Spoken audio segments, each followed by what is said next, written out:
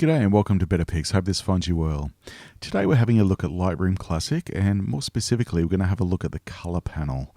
The color panel is really my go-to panel and my go-to tools for making any color adjustments, initial color adjustments at least, within my images.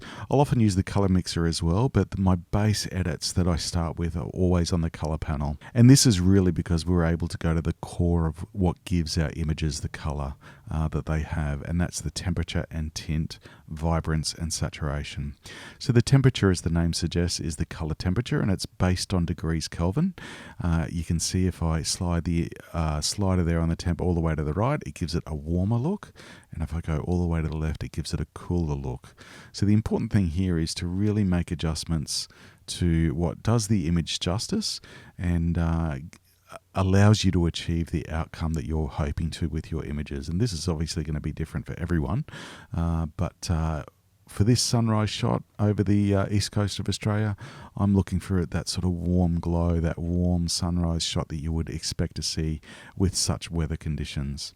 And the tint is a add or subtract either magenta or cyan or purple or green.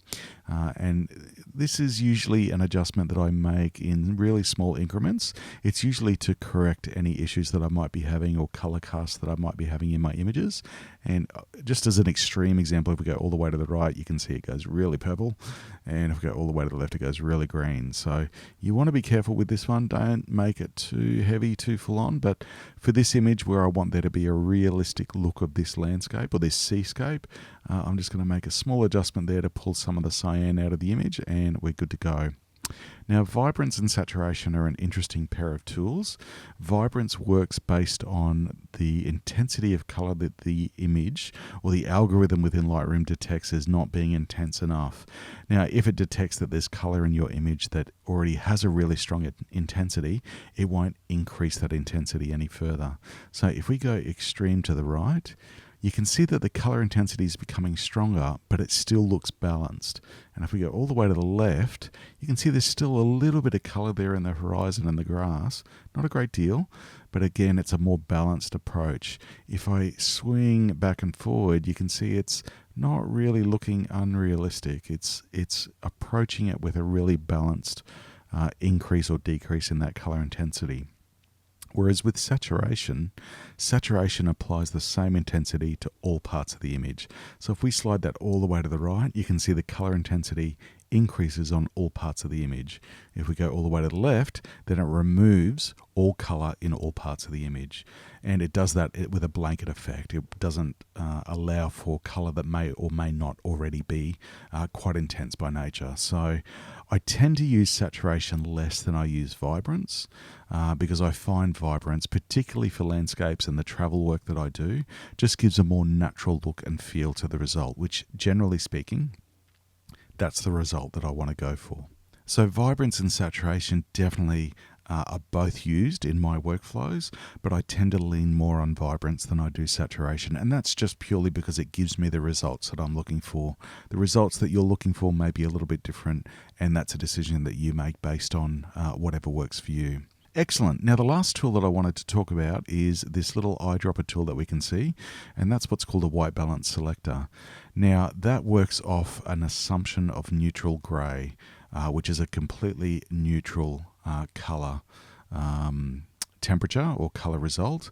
So if, say, for example, in this image where I'm purposely wanting it, and it was at the time quite warm by nature, if we go over and click in that warm section of the image, you can see it's trying to take all of that warmth out of the image, and it's applying an assumption that the area that I've clicked on should be neutral grey. If we click down on this grass, you can see that it gives it quite a purple effect because it's trying to neutralize the color temperature of that grass. If we go over to this concrete, which is going to be closer to neutral grey, let's have a look. Now, it's not the result that I want, but it's certainly closer to realism than the other two options. So, and that's because that concrete is closer to a neutral grey in terms of color temperature and tone. And that puts us in a position where it's trying to create a more natural result. Now, for an image like this where I don't want a neutral color temperature, I want a very specific color result, I'm going to go back and increase that color temperature back to what it was. And that tint, there we go. And that saturation and vibrance. Now, I don't want a neutrally coloured image. I want an image that has a warm feeling, which is what it would have as sunrise. So it's important when you're approaching your colour adjustments within your images to really think about what results you want. And that may not be, by the numbers, for want of better words, an exactly correct adjustment. It gives you the result that you're looking for. This is a really important concept within photo editing and video editing. So there's colour correction, and there's also giving it a look, which traditionally has been called color grading. For this image, I want it to have a warm feeling to it. So I want to have that warmth of sunrise, and that's the edit that I'm going to go for. Using the eyedropper tool in this scenario hasn't given me the result I'm looking for. So use it in situations where it works, and take a more manual approach to your edits when you need to and when it doesn't work. Thanks very much for stopping by. I hope this video has been helpful. As always, any questions are welcome in the comments below. We look forward to seeing you next time. Take care.